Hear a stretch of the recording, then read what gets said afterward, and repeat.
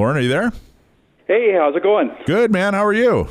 Fantastic. Thanks for having me on the show today. Well, thank you for being the tip of the spear in San Bernardino. So tell us a little bit. So what got you motivated to start San Bernardino County Gun Owners?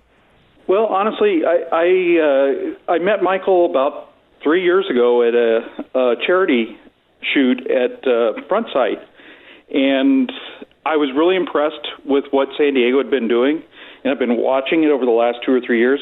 Unfortunately, I had this three-letter word called a job, and I didn't have the time to be able to vote the effort that I thought needed to be put into it. I did retire, and so I have more time now, and I have been really excited about what San Diego has done. In San Diego, I lived down there for 30 years, so I know what gun ownership was like down there, and I know how much you've transformed the environment down there. So I'm excited to be a part of what's going on up here. I think it's absolutely tremendous. When you and I have been working on this for a couple months now, and the big launch, we have the website up. You have the ability to become a member. And we're going to build through December, and then you're going to start having, monthly meetings, and talk a little bit about the types of activities you'd like to see up in San Bernardino.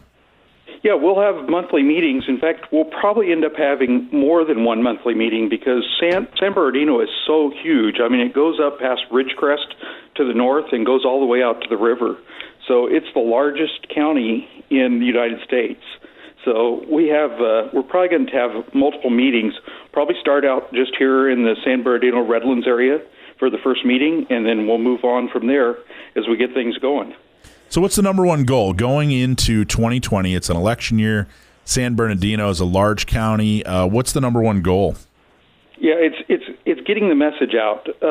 We've got to get the membership base up because if you're going to make an impact, I think, with elected officials, you've got to have voters that are standing behind you, and they've got to be able to share and get engaged as well.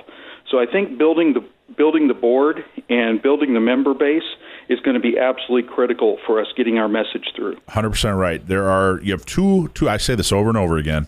You have two tools in politics: money and people. And membership is both. I mean, that's really truly the only way you can be successful in the political arena is to have a lot of money and a lot of people, and membership is both. So I think that's wise. So it's a presidential election year. You talk to a little bit about the scope of San Bernardino. Obviously, San Bernardino County Gun Owners isn't going to focus on the president. No federal election, no state election, but they are going to do like what San Diego and Riverside and Orange does and focus on the local boards and councils. So can you give us a little bit of what's the scope of that? How many boards and councils, or what's it look like in San Bernardino? Yeah, I was actually blown away when I really started looking at how many there actually were. There are actually 423 elected officials in San Bernardino County. There's 10 in the county. Three of the 5 Board of Supervisors are up for election this year, and that's in March. So that's going to be a big deal, is getting to that Board of Supervisors. The cities, there's 161. There's 28 cities in San Bernardino County. So it's a huge area, and getting the message out there and getting all those elected officials and candidates surveyed to find out what their take is on Second Amendment rights is going to be key to getting this thing going fast. Yeah, and you already have a couple of members. I mean, we barely have the membership link up, and you already have a couple members. Including a commitment from Route 66 Guns and Ammo in Barstow. I think it's Barstow. Yeah, Barstow. They want to be supportive as well. And San Bernardino has the distinction. You guys have the only municipality in all of California that has stepped up to become a sanctuary city with the city of Needles. Awesome. Yes, and one of my goals, Michael, and I don't think I've actually shared this with you, but one of my goals is to set as a goal to get San Bernardino as a sanctuary county, and I believe we can do it. We've got a very pro-Second Amendment sheriff in San Bernardino County. He's been in office since 2012, so we kind of know the color of his stripes, and he comes out to every CCW class and speaks to the students at just about every class. He's very pro-Second Amendment. He tells every class that he needs more CCW holders. That's awesome. I look forward to meeting. I haven't met him, but I look forward to meeting. I know you've had some interaction with him and done a lot of research on him, and I'm very much looking forward to hopefully getting him involved after we, explain what we're looking to do and why we're doing it and how we want to do it. Have you looked much into the 5 county board members? Really, honestly, I have not yet. So I don't have any opinions formed yet. The election candidate statements were due to be filed on Friday. So when I looked on the website today, they were only up to the 4th for filing those online. So I don't have any idea how many candidates there's going to be, but it's going to be districts 1, 3, and 5 are the ones that are going to be up for election.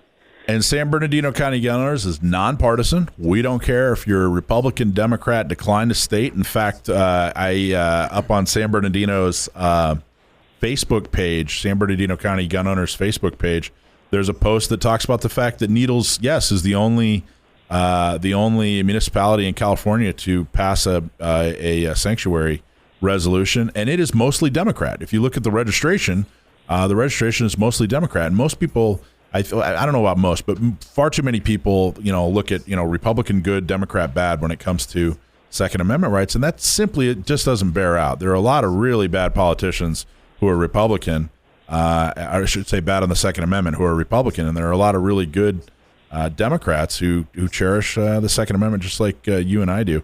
So what are the 4 main goals for San Bernardino County Gun Owners?